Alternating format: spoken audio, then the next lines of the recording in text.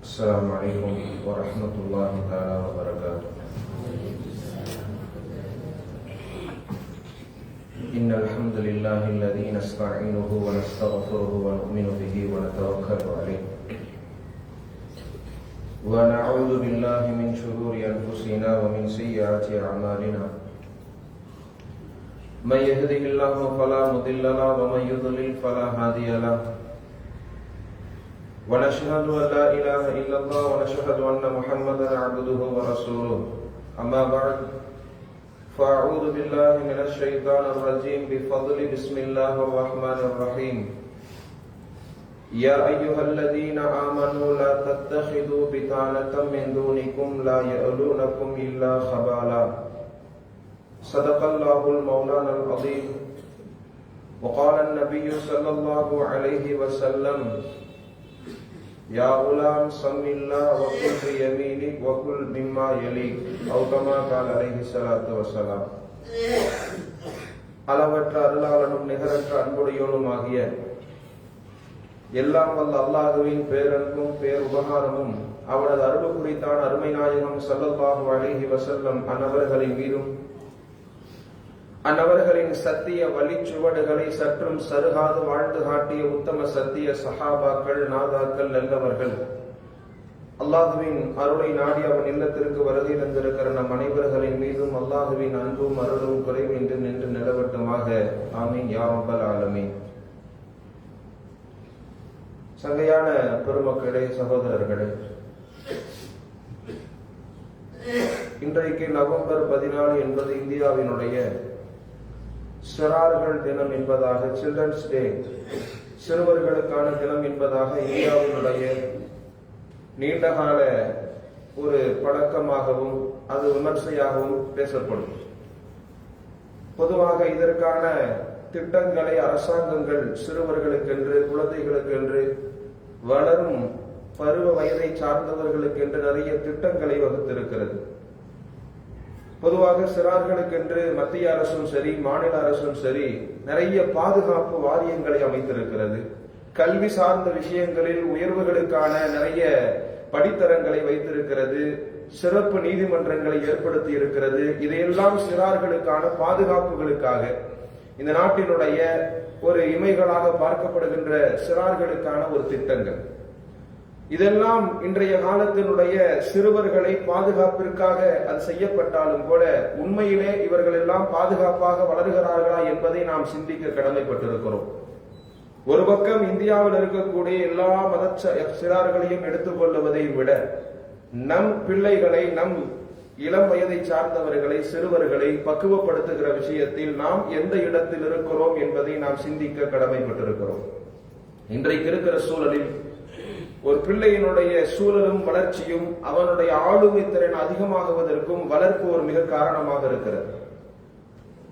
ஒரு மன்னருடைய குடும்பத்தில் பிறந்த பிள்ளைகளோ அல்லது அரசியல் ஆளுமைகளுக்கு பிறந்த குழந்தைகளை நீங்கள் எடுத்துக்கொண்டால், ஒரு 13-15 வயதை அடைகிற பொழுது அவன் அந்த இடத்திற்கு தகுதியானவனாக மாறுகிறான். அதற்கான உத்வேகத்தில் அவன் செயல்படுகிறான். குறிப்பிட்ட அந்த வயது வருகின்ற பொழுது அவன் ஆளுகிற திறன் பெறுகின்றான். ஒரு ஆளுநராக மாறுகிறான். ஒரு அமைச்சரிடத்தில் அவன் செல்லுகிறான். மிகப்பெரிய போட்டிகளில், தடாகலங்களில் அவன் கலந்து கொள்ளுகிறான். பரிசுகளை வெல்லுகிறான். இதெல்லாம் அவன் சூழல் அவனை அப்படி அமைக்கிறது. எந்த இடத்தில் எப்படிப்பட்ட சூழலில் பிள்ளைகள் வளருகிறதோ அப்படிப்பட்டவர்களாக அவர்கள் உருவாகுகிறார்கள். இதே காசாவில் இருக்கக்கூடிய ஒரு 6 வயது சிறியவன் கல்லை எடுத்துக்கொண்டு இஸ்ரேலிய படையை எதிர்த்து நிற்கிறான் என்று சொன்னால், அவன் போர் குணங்களோடு, யுத்தங்களோடு அவனுடைய சூழல் வளர்கிற காரணத்தினால் அந்த பிள்ளை அந்த சத்தத்திற்கு பயப்படாமல் கல்லை எடுத்துக்கொண்டு நிற்கிறது. நம் பிள்ளைகளுக்கு வெடிச்சத்தங்களை கேட்டாலும் கூட வீட்டிற்குள் ஒளிகின்ற அந்த பழக்கம் வருவதும் சூழல் தான் அதற்கு காரணம். இன்றைக்கு இருக்கக்கூடிய மிகப்பெரிய விஷயம், நாம் எப்படி பிள்ளைகளை சூழல்களில், எப்படிப்பட்ட ஆளுமை திறன் உள்ள சூழல்களில் வளர்த்துகிறோம் என்பது மிகப்பெரிய முக்கியமான கவனம் தருகிறது. நம் பிள்ளைகளை மிகுந்த ஹை டெக்னாலஜியான படிப்புகளை கொடுக்கிறோம், உயர்ந்த கல்விகளை தருகிறோம். இதெல்லாம் ஒரு சம்பாத்தியம் என்கின்ற ஒற்றை வரியில் நாம் நிறுத்தி விடுகிறோம். எவ்வளவு படித்தாலும் வருமானத்தோடு அந்த கோடு நின்று விடுகிறது. அதற்கு மேல் அவனுடைய எந்த விதமான வளர்ச்சியும் இல்லை, அதற்கு பின்னால் எந்த முயற்சியும் இல்லை. சுருங்க சொன்னால் நம் பிள்ளைகள் கோழைகளாக வளர்ந்து கொண்டிருக்கிறார்கள். இன்னமும் சொல்ல போனால் இந்த இஸ்லாமிய சமூகத்தில், இஸ்லாமிய வரலாற்றில் நம்மளுடைய பிள்ளைகளை நீங்கள் நம் முன் சென்ற வரலாறுகளை எடுத்துக்கொண்டால் ஒரு சுழற்சி முறையில் தான் நம்மளுடைய பிள்ளைகள் வளர்ந்து கொண்டிருக்கிறார்கள். எந்த தலைமுறையும் தொடர்ச்சியாக அவர்கள் செல்வந்தராக இருந்தார்கள், அவர்களுடைய குடும்பங்கள் மிக ஆளுமைகளாகவே வந்து கொண்டிருக்கிறது, அதில் எந்த விதமான தொய்வும் எந்த விதமான தோல்வியும் ஏற்படவில்லை என்று யாரையும் சொல்லிட முடியாது. சுருக்கமா சொன்னா, மிக வறுமையில் வளர்கிற பிள்ளைகள் திறமைசாலியாக உருவாகுகிறார்கள். இவர்கள் திறமைசாலியாக மாறியதற்கு பின்னால் செல்வம் சேர்க்கிறார்கள். இவர்களுக்கு பிறக்கக்கூடிய குழந்தைகள் செல்வ செழிப்பில் வாழ்ந்து அதை சோம்பேறித்தனமாக மாறி அந்த காசு பணங்களை எல்லாம் விட்டதற்கு பின்னால் மீண்டும் அந்த வறுமைக்கு அவர்கள் மாறுகிறார்கள். வறுமையான பிள்ளைகள் திறமையை நோக்கி செல்லுகிறார்கள். திறமை செல்வத்தை கொண்டு வந்து வருகிறது. செல்வத்தில் வளர்கிற பிள்ளை மீண்டும் வறுமைக்கு வருகிறது. இந்த சுழற்சி தான் இன்றைக்கு இருக்கக்கூடிய இஸ்லாமிய சமூகத்தில் இருக்கிற எல்லாருடைய குடும்ப நிலையும். எந்த குடும்பத்தினுடைய பாரம்பரியத்தை எடுத்துக்கொண்டாலும் குறிப்பிட்ட ஆண்டுகளுக்கு பின்னால் இவர்கள் இதில் தொடர்ச்சியாகவே இவர்கள் உயர்ந்து வருகிறார்கள் என்று யாரையும் நாம் காண்பிக்க முடியாது. இதனுடைய முக்கிய காரணம் என்னவென்று சொன்னால், நாம் வளர்த்துகின்ற வாழ்க்கை திறனை கொடுப்பதற்கு நாம் தவறி இருக்கிறோம். இன்றைக்கு இதுதான் மிகப்பெரிய பார்க்கப்பட வேண்டிய விஷயமாக இருக்கிறது. பெற்றோர்களாக இருக்கிற நீங்கள் பிள்ளைகளை உருவாக்குகிற விஷயத்தில் அவர்களுக்கு நல்ல வசதியை கொடுக்கணும், நல்ல விதமான வாழ்க்கையை கொடுக்க வேண்டும் என்கிற ஆர்வம் உள்ள பெற்றோர்கள் அவனுக்கு வாழ்க்கையை எப்படி கற்றுக்கொள்ள வேண்டும் என்பதை கொடுப்பதற்கு தவறுகிறோம். கஷ்டங்களை சொல்லிக் கொடுப்பதற்கு தவறுகிறோம். கல்விக்காக அவனுக்கு எதையெல்லாம் கொடுக்க வேண்டும் என்பதை நாம் யோசிக்கிற நாம், அந்த கல்வி அதற்காக அவனுக்கு பின்னால் என்ன தரப்போகிறது என்பதை நாம் யோசிப்பதற்கு அதை பின்னால் நாம் யோசிப்பதற்கு தவறிவிடுகிறோம். சங்கைக்குரிய பெருமக்களே, இன்றைக்கு இருக்கக்கூடிய மிகப்பெரிய சூழல், ஹஜ்ரத் இப்ராஹிம் அலைஹிஸ்ஸலாத்து வஸ்ஸலாம் மகனோடு சேர்ந்து இஸ்மாயில் அலைஹிஸ்ஸலாம் அவர்களோடு சேர்ந்து காபாவை கட்டி முடித்ததற்கு பின்னால் திருமறையில் இந்த துவா வரும். அவர்கள் துவா செய்வார்கள், இறைவா, உன்னுடைய காபாவை நாங்கள் கட்டி முடித்து விட்டோம், என் பிள்ளை எனக்கு பின்னால் வருகின்ற என் சந்ததிகளை ஒருபொழுதும் நீ சிலை வணங்கக்கூடியவர்களாக ஆக்கிவிடாதேன்னு துவா செஞ்சாங்க. நீங்கள் யோசிக்க வேண்டும், காபாவை கட்டி முடித்ததற்கு பின்னால் அவர்களுக்கு எப்படிப்பட்ட திடமான எண்ணம் இருக்கும். பிள்ளைகள் எல்லாம் இதற்கு பின்னால் இஸ்லாத்தில் இருக்க போகிறவர்கள், நபிமார்களாக வரப்போகிற வாரிசுகள், இவர்களுக்கு இஸ்மாயில் அலைஹிஸ்ஸலாம் ஏன் இந்த துவாவை செய்ய வேண்டும்? இஸ்மாயில் அலைஹிஸ்ஸலாம் அவர்களுக்கே நீங்கள் சிலை வணக்கத்திற்கு ஷிர்கை அவர்கள் செய்துவிடக் கூடாது என்பதற்கு இப்ராஹிம் அலைஹிஸ்ஸலாம் துவா செய்திருக்கிறாங்கன்னு சொன்னா, இன்றைக்கு சின்ன சின்ன காரணங்களுக்காக நம் பிள்ளைகள் மார்க்கத்தை விட்டு விலகி போகிறார்கள். ஒரு காதல் வசப்படுவதற்காக அடுத்த மதத்திற்கு மாறுவதற்கும் கொஞ்சமும் யோசிக்காமல் துணிகிறார்கள் என்று சொன்னால், இங்கு நாம் கொடுக்கக்கூடிய வளர்ப்பில் ஏற்படுகின்ற தவறுகள் அது காரணமாக இருக்கிறது. புகாரி ரஹ்மத்துல்லாஹி அலைஹி அவர்கள் இன்றைக்கு உலகம் போற்றுகின்ற குர்ஆனுக்கு அடுத்ததாக பார்க்கப்படுகின்ற மிக பிரசித்தி பெற்ற ஒரு கிரந்தம் என்று சொன்னால் ஹதீஸில் அது புகாரி என்கின்ற அந்த கிரந்தத்தை அது பார்க்க முடியும். இமாம் புகாரி ரஹ்மத்துல்லாஹி அலைஹி பிறந்தப்ப கண் பார்வை கிடையாது.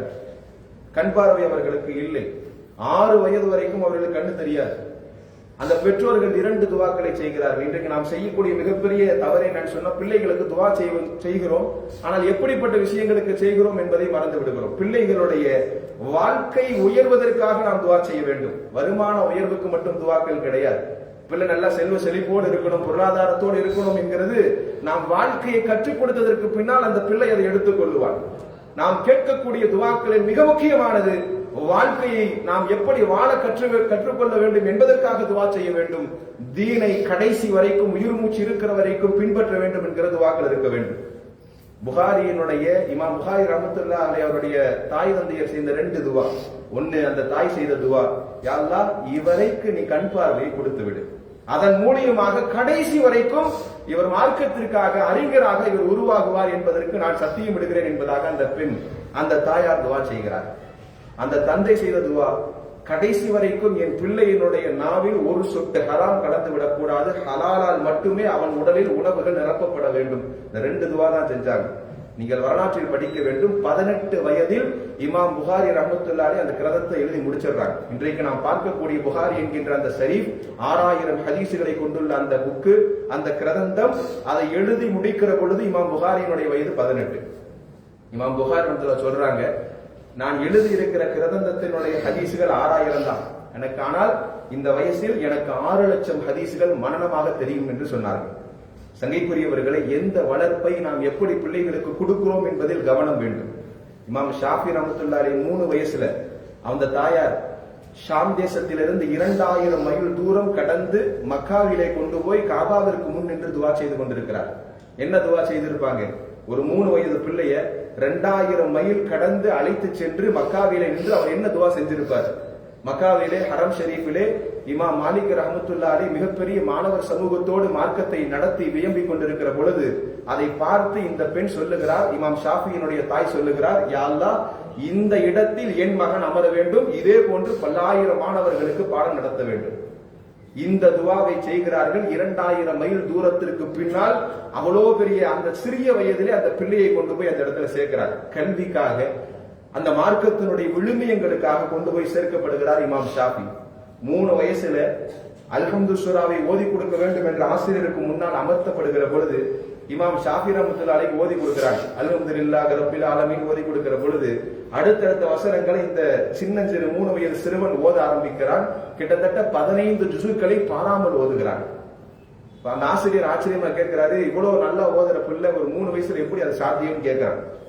அந்த ஆசிரியர் கேட்கிற பொழுது அந்த தாய் சொன்ன பதில் என்ன தெரியுமா? இன்றைக்கு நம் தாய்மார்கள் செய்யாத ஒரு விஷயம் அது. அந்த இடத்துல இமாம் ஷாஃபியினுடைய தாய் சொன்ன வார்த்தை, இவன் குழந்தையாக இருக்கிற பொழுதே, நான் வயிற்றில் இருக்கிற பொழுது அதிகமா குர்ஆனை ஓதிக்கிட்டே இருப்பேன். இந்த குர்ஆன் ஓதுவதனுடைய விளைவு, நான் ஓதிக்கொண்டிருக்கிற அதிகமாக ஓதுகிற காரணத்தினால் என் வயிற்றிலிருந்தே அதை செவியேற்று அவன் மனதில் அது பதிந்து விட்டது. எனவே அவன் பிறக்கிற பொழுது அவனுக்கு இலகுவாக குர்ஆன் வந்தது. அதற்கு பின்னால் அவன் பயிற்சி எடுக்கிற பொழுது அதெல்லாம் மரணமாகிவிட்டது என்பதாக அந்த தாயார் சொல்லுகிறார். சங்கையான பெருமக்களை, இன்றைக்கு நம் பிள்ளைகளை வளர்க்க வேண்டிய விஷயத்தில் தவறளிக்கிறோம். அரபில் கூட ஒரு கதை ஒன்று வரும். தூக்கு மேடைக்காக ஒரு திருடன் இழுத்து செல்லப்படுகின்ற பொழுது, தூக்கு மேடையில் அவனை தண்டனைக்காக உட்படுத்தப்படுகின்ற பொழுது கடைசி ஆசை என்னன்னு கேட்பாங்க. அந்த ஆசை அந்த மனிதனிடத்திலும் கேட்கப்படுகிறது. அவன் சொன்ன வார்த்தை, என் தாயை ஒரு முறை நான் பார்க்க வேண்டும். அந்த ஊர் முழுக்க தேடிவிட்டு அந்த தாயை கண்டுபிடித்து அந்த அரசு கொண்டு வந்து நிறுத்துகிறது. அப்பொழுது அந்த திருடன் தாயை பார்த்து சொன்ன வார்த்தையை அரபு கதையில் சொல்லப்படும். அந்த திருடன் சொன்ன வார்த்தை, இன்றைக்கு நான் இந்த தூக்கு மேடையில் நான் தூக்குக்கான உரித்தவனாக நான் தண்டனையை அனுபவிப்பதற்கு நிற்பதற்கான முழு காரணம் நீதான் என்பதாக அந்த இடத்துல சொல்றான். அப்பொழுது அந்த தாய் கேட்கிறான், நான் என்ன செஞ்சேன்? இந்த திருடன் சொன்ன வார்த்தை, நான் சிறிய வயதில், நான் ஆரம்ப காலத்தில் வீட்டில் திருடுகிற பொழுது நீ கண்டிக்கல, அக்கம் பக்கம் வீடுகளை நான் திருட ஆரம்பிக்கிற பொழுது நீ கண்டுக்கல, எல்லா விஷயங்களையும் கொஞ்சம் கொஞ்சமாக என்னை நீ கவனிக்க தவறிவிட்டாய். என் திருட்டு அங்கு தொடங்கியது, இப்பொழுது மிகப்பெரிய திருட்டாக மாறி நான் இன்றைக்கு ஒரு தண்டனை அனுபவிப்பதற்கு, நான் இன்று சாகுவதற்கு நீதான் காரணம் என்பதாக அந்த இடத்தில் அந்த திருடன் சொல்லுவான் என்பதாக அந்த கதையில் வரும். சங்கைக்குரிய பெருமக்களை, இன்றைக்கு பெற்றோர்களும் நாம் அதைத்தான் செய்து கொண்டிருக்கிறோம். இன்னைக்கு ஏதாவது ஒரு போதை வஸ்துக்களை பிள்ளைகள் பயன்படுத்துவதை பார்த்தாலோ, அல்லது காணக்கூடாத காட்சிகளை பார்த்தாலோ, அல்லது ஏதாவது ஒரு விஷயங்களில் சங்கடம் தரக்கூடிய விஷயங்களை அவர்கள் செய்கிற பொழுது சமயங்களில் பெற்றோர்கள் சொல்லுகிற வார்த்தை என்னவா இருக்கு தெரியுமா? நான் எவ்வளவோ சொல்லி பார்த்துட்டு அந்த பிள்ளை கேட்கல, நான் என்ன சொன்னாலும் என் பிள்ளை எனக்கு அடங்க மாட்டான், இதற்கு பின்னால் எதற்கு பிள்ளை தேவை? இந்த விஷயத்தை கூட அந்த பெற்றோர்களால் செய்ய முடியவில்லை என்றால் அந்த பிள்ளைகளுக்கு ஏன், அந்த பெற்றோர்களுக்கு ஏன் பிள்ளை? சங்கையான பெருமக்களை, இன்றைக்கு நாம் இதை மிகுந்த கவனத்தோடு கவனிக்க வேண்டும். பிள்ளைகளுடைய வளர்ப்பு விஷயத்தில் பெற்றோர்கள் இதில் அதிமுக்கிய கவனம் தருவது, நாளைக்கு மறுமையில் இதற்கான கேள்விகள் இருக்கிறது. ஸல்லல்லாஹு அலைஹி வஸல்லம் சொல்லுவாங்க, சில பெற்றோர்கள் நன்மை செய்திருக்க மாட்டார்கள், ஆனால் அவர்களுக்கு நாளை மறுமையில் தீர்ப்பு வழங்கப்படுகின்ற பொழுது சொர்க்கம் நிச்சயிக்கப்படும். அந்த பெற்றோர்களுக்கு ஆச்சரியமாக இருக்கும், என்ன காரணம், எனக்கு ஏன் சொர்க்கம் கிடைத்தது, எந்த நன்மையும் இடத்தில் இல்லையே. அப்பொழுது அங்க இருக்கக்கூடிய மலக்குகள் சொல்லுவார்கள், நீ எந்த நன்மையும் செய்யல, ஆனால் நீ விட்டு வந்த பிள்ளை உன் வளர்ப்பின் காரணத்தினால் அந்த பிள்ளை நல்ல முறையில் வளர்ந்திருக்கிறது, அவன் செய்திருக்கிற நல்ல அமல்களுடைய விளைவு உனக்கு இன்று சொர்க்கம் கிடைத்திருக்கிறது. சில நல்ல அமல்கள் செய்த பெற்றோர்களும் கூட பிள்ளை வளர்ப்பின் காரணத்தினால் நரகம் செல்லுவார்கள் என்றார்கள் ஸல்லல்லாஹு அலைஹி வஸல்லம். சங்கையான பெருமக்களை, இந்த ஹதீஸ் சொல்லுகிற விஷயம் என்னன்னு சொன்னா, சிறு வயதில் பிள்ளைகளை எப்படி நாம் சூழல்களை உருவாக்குகிறோமோ அதுதான் அந்த பிள்ளைகள் வளர்ந்து வருகிற பொழுது அவர்கள் மாறுவதற்கு காரணமாக அமைகிறது. அதனாலதான் இன்றைக்கு ஒரு பிள்ளையினுடைய வயது எவ்வளவு தூரம் வளர்க்கணும், எல்லாருக்குமே அந்த ஒரு கேள்வி இருக்கலாம். எவ்வளவு வரைக்கும் நம் பிள்ளைகள் நம் பிள்ளைகளாக பார்க்க வேண்டும்? திருமணம் முடிக்கிற வரைக்கும் எல்லார் வீட்டில் வளரக்கூடிய ஆண் பிள்ளைகளோ பெண் பிள்ளைகளோ அவங்களை பொறுத்த வரைக்கும் அது அவங்களுடைய பிள்ளை தான். அது வரைக்கும் அவர்களுடைய 21 வயதை அவர்கள் அடைகிற வரைக்கும் அவர்களுக்கான வளர்ப்பு விஷயத்தில் பெற்றோர்களுக்கு பங்கு இருக்கிறது. அதனாலதான் மார்க்கத்தில் ஒவ்வொரு 7 வயதிற்கும் ஒரு மாதிரியான சட்டங்கள் சொல்லப்படும். ஒரு பிள்ளையை வளர்க்கிற பொழுது முதல் 7 வயதை அவன் அடைகிற பொழுது மருத்துவமும் சரி மார்க்கமும் சரி சொல்லுகிற முதல் விஷயம் என்னன்னு சொன்னா, பிள்ளைகளை நல்ல ஆரோக்கியமாக வளர்க்க வேண்டும். நல்ல விளையாடுவதற்கும் நல்ல அவனுடைய மூளைத்திறன் அதிகமாக செயல்படுவதற்கும் அதிகமாக அவனுடைய ஆர்வம் அதிகரிப்பதற்கும் அவனுக்கு என்ன தேவையோ அந்த விளையாட்டை அவனுக்கு கொடுக்கணும். இன்றைக்கு பெற்றோர்கள் மிக தவறிய விஷயம் என்னன்னு சொன்னா, ஒரு 7 வயசுல இருக்கிற பிள்ளையதான் அதிகமா படிக்க வைக்கிறோம், சுமைகளை சுமக்க வைக்கிறோம். அந்த பிள்ளைகளுக்கு அந்த வயதில் எதையெல்லாம் கற்றுக்கொள்ள வேண்டும் அதை நாம் தடுக்கிறோம். ஏதோ அந்த பிள்ளை அந்த வயசுல கத்துக்கிட்டதான் வச்சு பின்னாடி வளருவாங்கிறதுக்காக ஒரு 7 வயதிற்குள்ளாக அந்த பிள்ளையினுடைய அத்தனை திறன்களும் முடக்கப்படுவதனால் அவனுக்கு விளையாட்டுனா என்னன்னு தெரியல, உடல் ரீதியான நிறைய பிரச்சனைகள், பின்னால் மன அழுத்தத்திற்கு கூட அந்த குழந்தை காரணமாக மாறுகிறது என்று மருத்துவ உலகம் சொல்லுகிறது. சங்கையான பெருமக்களை, சின்ன பிள்ளைகளை விளையாடவுடன் குடும்பத்தனத்தை ரசிக்க வேண்டும். ஸல்லல்லாஹு அலைஹி வஸல்லத்தினுடைய ஒரு ஹதீஸ் வரும். உம்மு ஹாலிதுங்கிற அந்த சஹாபிய பெண்மணி சொல்றாங்க, நான் சின்ன வயசுல இருக்கிறப்ப, புகாரில வரக்கூடிய ஹதீஸ், நான் சின்ன வயசுல இருக்கிறப்ப ஸல்லல்லாஹு அலைஹி வஸல்லம் என் தந்தை அழைத்து சென்றார்கள். பெண் பிள்ளை, மஞ்சள் நிற ஆடையை நான் அணிந்திருந்தேன். அந்த ஆடை பார்ப்பதற்கு அழகாக இருந்தது. ஸல்லல்லாஹு அலைஹி வஸல்லம் என்னை மடியில் அமர்த்தி விளையாடினார்கள். விளையாடுகிற பொழுது பெருமானாருடைய இரு புருவத்திற்கு மத்தியில் இருக்கக்கூடிய நபித்துவத்தினுடைய அந்த நுபுவத்தினுடைய அடையாளத்தை நான் கண்டேன். அதை தொட்டு தொட்டு விளையாடி கொண்டிருந்தேன். அப்பொழுது என் தந்தை என்னை அதட்டினார், அதெல்லாம் தொடக்கூடாது என்பதாக அதட்டினார். அப்பொழுது ஸல்லல்லாஹு அலைஹி வஸல்லம் சொன்னாங்க, அவர் விட்டு சின்ன குழந்தை தானே, விளையாடிட்டு போட்டோம். ஸல்லல்லாஹு அலைஹி வஸல்லம் மீண்டும் சொன்னார்கள், என் ஆடையை பார்த்து சனா சனா, மிக அழகாக ஒரு ஆடை இருக்கிறது என்பதாக ஸல்லல்லாஹு அலைஹி வஸல்லம் சொன்னாங்க. என்னை திரும்பி அனுப்புகிற பொழுது ஸல்லல்லாஹு அலைஹி வஸல்லம் சொன்னாங்க, இந்த ஆடை பழையதாக மாறி அது நீண்ட காலம் நீ அணிந்து அதற்கு பின்னால் இதை நீ தூக்கி எறி என்பதாக என்னிடத்தில் சொன்னார்கள். ஹதீஸினுடைய விளக்கத்தில் வருகிறது, ஏன் ஸல்லல்லாஹு அலைஹி வஸல்லம் அந்த ஆடை அவ்வளோ நாள் போட சொன்னாங்கன்னு சொன்னா, இந்த உம்மு ஹாலிதுங்கிற அந்த சஹாபிய பெண்மணி தான் சஹாபிய பெண்மணிகள் அதிக காலம் வாழ்ந்த பெண்மணியாக இருந்தார்கள். பெருமானாருடைய கரம் பெற்ற அந்த பெண் குழந்தை நீண்ட காலம் அந்த வாழ்க்கையை வாழ்ந்தது, நல்ல ஆரோக்கியத்தோடு வாழ்ந்தது பெருமானாரோட விளையாடிய காரணத்தினால். ஹதீசுகள்ல அது சொல்லப்படுகிறது. சங்கையான பெருமக்களை, பெருமானார் அப்படித்தான் இருந்திருக்கிறார். ஜைனப் ரலியல்லாஹு அன்ஹா அவருடைய தன் பேரப்பிள்ளையாக இருக்கக்கூடிய பெருமானாருடைய பேரப்பிள்ளை உமாமா ரலியல்லாஹு அன்ஹா அவர்களை ஸல்லல்லாஹு அலைஹி வஸல்லம் தொழுகைக்கு தூக்கிட்டு வருவாங்க. இன்னைக்கு ரொம்ப நேரங்கள்ல சின்ன பிள்ளைகளை தொழுகைக்கு நம்ம அழைச்சிட்டு வரதே கிடையாது. ஒன்று, அந்த பிள்ளைகளுக்கு பக்குவம் அடையணும்னு சொல்லி வீட்டிலேயே விட்டுறோம், அல்லது வீட்டிலாவது தொழுவதற்கான ஏற்பாடுகள் நாம் அதை செய்கிறோமா, அதை பக்குவப்படுத்துகிறோமா என்பதையும் நாம் கவனிப்பது கிடையாது. இங்கு ஸல்லல்லாஹு அலைஹி வஸல்லம் அவருடைய பேரப்பிள்ளை உமாமா ரலியல்லாஹு அன்ஹா அவர்கள் சின்ன பிள்ளையா இருக்க தூக்கிட்டு வருவாங்க. தூக்கிட்டு வந்து இமாமத் செய்வதும் பெருமானார் தான். இங்க பெருமானார் ஸல்லல்லாஹு அலைஹி வஸல்லம் தொழ வைக்கிற பொழுது புகாரியில் 571வது ஹதீஸ் இப்படி வருகிறது, ஸல்லல்லாஹு அலைஹி வஸல்லம் அந்த பிள்ளை என்ன செய்வாங்கன்னு சொன்னா, அவர்கள் நிலை நிற்கிற பொழுது தூக்கி கையில வச்சுக்குவாங்க. சஜிதாவிற்கு போகிற பொழுது அந்த உமாமாவை கீழே இறக்கி விட்டுருவாங்க. மீண்டும் சஜிதாவிலிருந்து எழுந்து நிலை நிற்க செல்லுகிற பொழுது மீண்டும் கையில் தூக்கி வைத்துக் கொள்வார்கள் என்பதாக புகாரியிலே ஹதீஸ் வருகிறது. சங்கைக்குரிய பெருமக்களை, ஒரு பிள்ளைகளை இந்த வயசில் அப்படித்தான் நாம் கொண்டு செல்ல வேண்டும். அந்த பிள்ளைகளை வளர்க்கிற விஷயத்தில் முதல் 7 வயதில் அதிகமாக விளையாட்டு திறனும் அவனுடைய காயங்கள் அதிகமாக உருவாகிற பொழுது ஒரு மன உறுதி கிடைக்கிறது என்பதாக மருத்துவம் சொல்லுகிறது. சங்கையான பெருமக்களை, அடுத்த 7 வயது என்பது கல்விக்கும் ஒழுக்கத்திற்கும் நாம் கொடுக்க வேண்டிய வயதாக இருக்கிறது. முதல் 7 வயது விளையாட்டிற்கும் அவனுடைய குறும்புத்தனத்தை ரசிக்கிறதுக்குமா இருக்கணும். 2வது 7 வயது என்பது கல்விக்கும் ஒழுக்கத்திற்குமானதாக இருக்கணும். ரொம்ப நேரங்கள்ல நாம் கல்வியை கொடுக்கறதுக்கு தவறுறது இல்லை, ஆனா அந்த கல்வியை அவன் உண்மையாகவே அந்த கல்வியை கொண்டு அவன் பயன்பெறுகிறானா என்பதை யாருமே கவனிக்கிறது கிடையாது. சின்ன வயதில் நாம் கொடுக்கக்கூடிய கல்வியும் ஒழுக்கமும் தான் பின்னால் அவன் பெரிய ஆளாக உருவாவதற்கு அது காரணமாக மாறுகிறது. சின்ன சின்ன விஷயங்களை கொண்டு இந்த பிள்ளைகளை பக்குவப்படுத்த வேண்டும். சஹல் இப்னு அப்துல்லாஹ்ங்கிற சஹாபி சொல்றாங்க, எனக்கு விவரம் தெரிந்த வயதில் என் மாமா எனக்கு முன்னால் தொழுது கொண்டிருப்பார், ஏதோ திக்ர் செய்து கொண்டிருப்பார். நான் விவரம் தெரிஞ்ச வயசுல அவர் என்ன செய்யறாருன்னு உற்று பார்த்து கொண்டே இருப்பேன். இரவு நின்று தொழுது கொண்டிருப்பார், பகல் நின்று தொழுது கொண்டிருப்பார். என்ன மாமா செய்யறீங்க என்பதாக நான் சஹல் இப்னு அப்துல்லாஹ்ங்கிற சஹாபி சொல்ல, என்ன செஞ்சுக்கிட்டு இருக்கிறீங்க நான் கேட்பேன். அப்பொழுது என் மாமா சொல்லுவார், நான் அல்லாஹ் என்னை பார்த்து கொண்டிருக்கிறான் என்பதற்காக சில திக்ருகளை செஞ்சுக்கிட்டு இருக்கிறேன்னு சொல்லுவாங்க. எனக்கு புரியுற மாதிரி, அல்லாஹ் என்னை கண்கொண்டு பார்த்து கொண்டிருக்கிறான், எனவே சில திக்ருகளை நான் செஞ்சுக்கிட்டு இருக்கிறேன். சரி, அது எப்படி செய்யறதுன்னு நான் கேட்டேன். ஒரு திக்ரை எனக்கு சொல்லி கொடுத்துட்டு தினைக்கும் 3 தடவை இந்த திக்ரை செய்யுன்னு சொன்னாங்க. சஹாபி சொல்றாங்க, கொஞ்ச நாள் கழிச்சு ஒரு சில வருடங்களுக்கு பின்னால் மீண்டும் என்னை அழைத்து நல்லா ஓதிக்கிட்டு இருக்கிற இந்த திக்ரை 7 தடவை ஓதுனாங்க.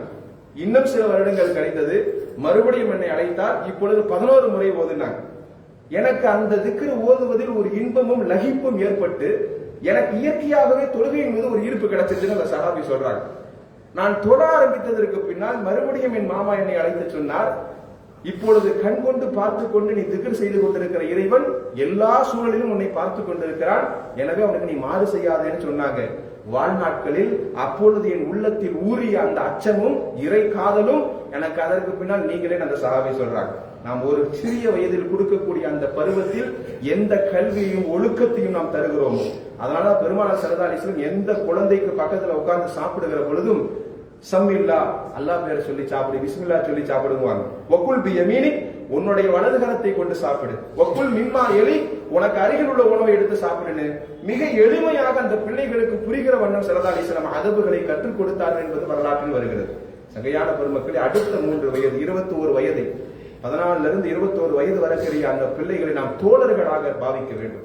இன்றைக்கு இருக்கக்கூடிய மிகப்பெரிய பிரச்சனையை, ஒரு குறிப்பிட்ட வயதிற்கு பின்னால் பெற்றோர்களும் பிள்ளைகளும் தூரமாகி விடுகிறார்கள். புரிதலில், வளர்ப்பில், அவர்களுடைய அறைகளில் எல்லா விஷயத்திலும் தனிமையாயிருக்கு. சமீபத்தில் கூட ஒரு சமூக ஆர்வலர் கண்மா பாபுங்கிற ஒருத்தர் சொல்றாரு, என்னுடைய சிறிய வயதில் பாலியல் சீண்டல் எனக்கு ஏற்பட்டது. அந்த நேரத்தில் என்னுடைய பெற்றோர்களிடத்தில் எப்படி முறையிடுவது என்று எனக்கு தெரியல.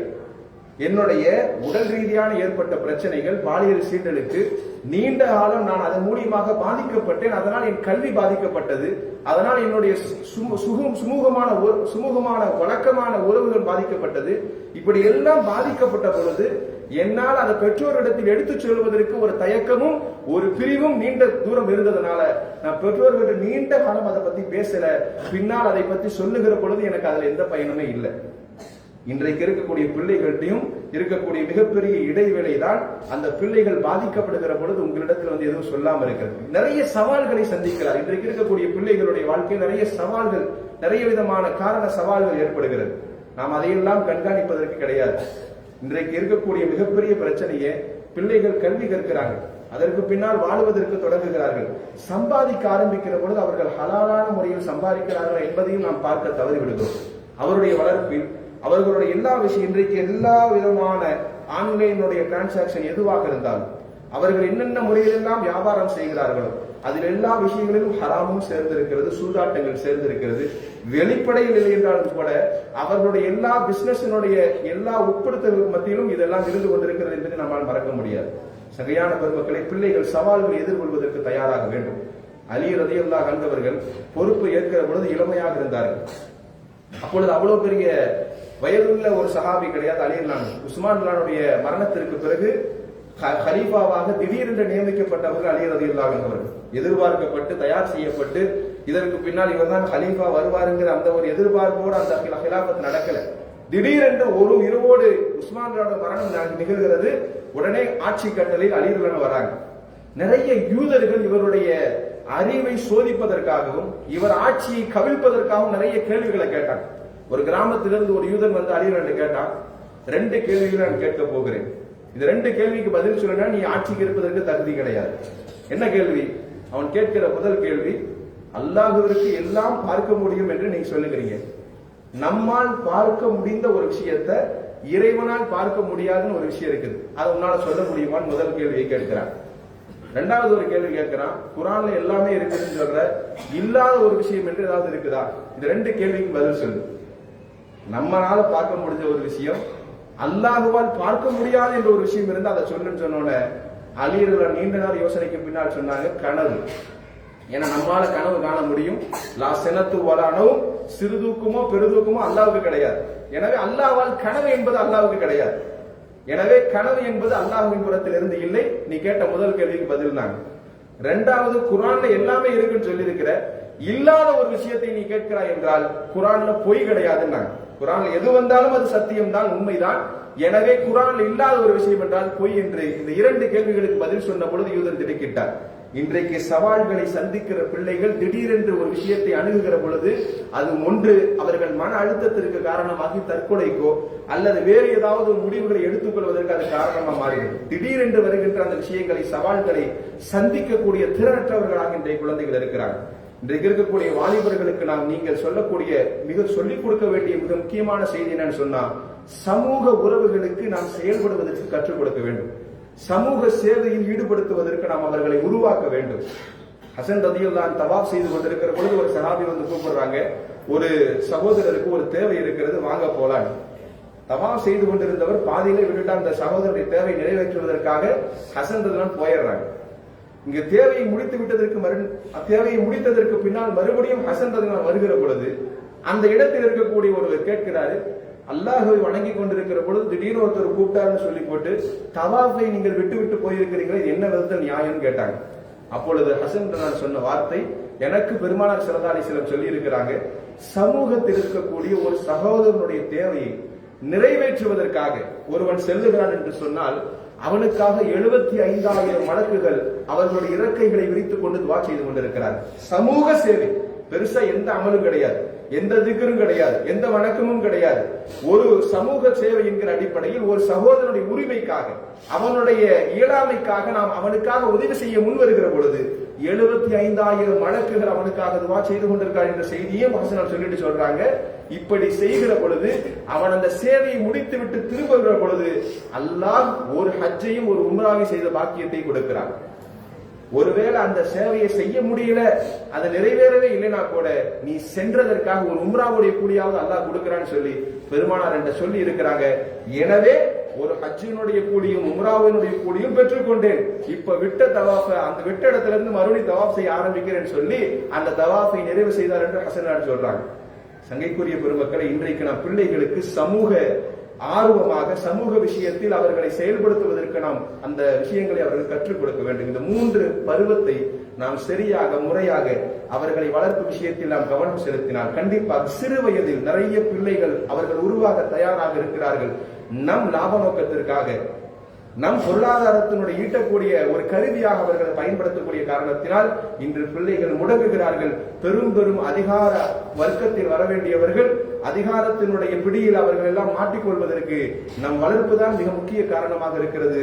அல்லாஹ் தஆலா நம் பிள்ளைகளை மிக ஒழுக்கத்தோடும் கல்வியோடும் நிரம்ப அதிகார விஷயங்களை கையில் வைத்திருப்பவர்களாகவும், இனி வரக்கூடிய காலங்கள் எப்படி இருக்கும்னு சொல்ல முடியாது. இன்றைக்கே இருக்கக்கூடிய பிரச்சனைகள் அந்த எஸ்ஐஆர் சொல்லக்கூடிய அந்த திருத்த படிவம் என்று சொல்லுகிறோம். கடந்த வாரம் கூட அதை பற்றி நாம் பேசியிருந்தோம். இன்று வரைக்கும் கூட அதை எப்படி பூர்த்தி செய்யணுங்கிறது அந்த பூத் ஆபீசர்களுக்கு கூட சரியா தெரியும். பிஎல்ஓன்னு சொல்லக்கூடிய அந்த ஆபீசர்கள் எப்படி பூர்த்தி செய்ய வேண்டும் என்று உள்ள இருக்கிறவங்க சொல்றதை போல அவங்களுக்கே நிறைய விஷயம் தெரியாம மேலதிகாரிட்ட போன் பண்ணி கேட்கிற நிலைமையில தான் இன்னைக்கு அந்த படிவத்தினுடைய நிலைப்பாடு இருக்கிறது. நிறைய ஊர்களில் ஜமாத்துகள் அதை கையில் எடுத்திருக்குது, நிரம்ப முகாம்கள் அமைத்திருக்கிறார்கள், நிறைய சமூக ஆர்வலர்கள் அதை செயல்படுத்துகிறார்கள். எனவே உங்கள் வீடுகளிலும் அந்த படிவங்கள் வருகிற பொழுது மிகுந்த கவனத்தோடு, வாக்குரிமை என்பது நமது கடமையாக இருக்கிறது. அது நாம் இல்லாமல் ஆக்கப்படுகிற பொழுது நம்மை மிக இலகுவாக அழிப்பதற்கும் நம்மை இல்லாமல் நாடோடிகளாக மாற்றுவதற்கும் அது காரணமாக இருக்கும். எனவே இந்த விஷயத்துல மிகுந்த கவனம் நம் சமூகத்தில் தேவை. முடிந்த வரைக்கும் எல்லா ஊர்களிலுமே, நம் ஊருக்கு பட எல்லா ஊர்களிலும் அது ஏற்பாடு செய்யப்படுகிறது. முடிந்த வரைக்கும் நீங்கள் முகாம்களில் சென்று நீங்கள் திருத்தப்பட வேண்டிய அந்த படிவத்தை பூர்த்தி செய்வதற்கு அவர்கள் மூலியம் உதவி பெற்று நீங்கள் பூர்த்தி செய்தால் அதில் எந்த பிழையும் இல்லாமல் இருப்பதற்கு அது காரணமாக இருக்கும். எனவே எல்லாரும் அந்த விஷயத்துல கவனம் செலுத்துங்கள். யாரும் லேசா வெற்ற வேண்டாம். மிக குறுகிய காலம் சதி திட்டங்களில் மிக குறுகிய சதி திட்டமாக இருக்கிறது. எனவே இந்த விஷயத்தை நாம் முழுமையாக அதை நாம் பூர்த்தி செய்து அந்த இடத்தில் நாம் கொடுக்கிற பொழுது நமக்கும் அந்த வாக்குரிமை கிடைக்கும். எனவே இந்த விஷயத்தில் நாம் சமூகம் அதிகம் கவனமும் ஈர்ப்பும் செலுத்த வேண்டும் என்பதை இந்த இடத்தில் நான் தெரிவித்துக் கொள்கிறேன். அல்லாஹ் தஆலா எல்லா விதமான சூழ்ச்சிகளை விட்டு நம்மையும் நம் பிள்ளைகளையும் சந்ததிகளையும் இனி வரக்கூடிய எல்லா தலைமுறையும் அல்லாஹ் பாதுகாத்து தந்தருள் புரிவானாக. வாஹிரு தஅவானா அனில் ஹம்துலில்லாஹி ரப்பில் ஆலமீன். ஒரு அறிவிப்பு.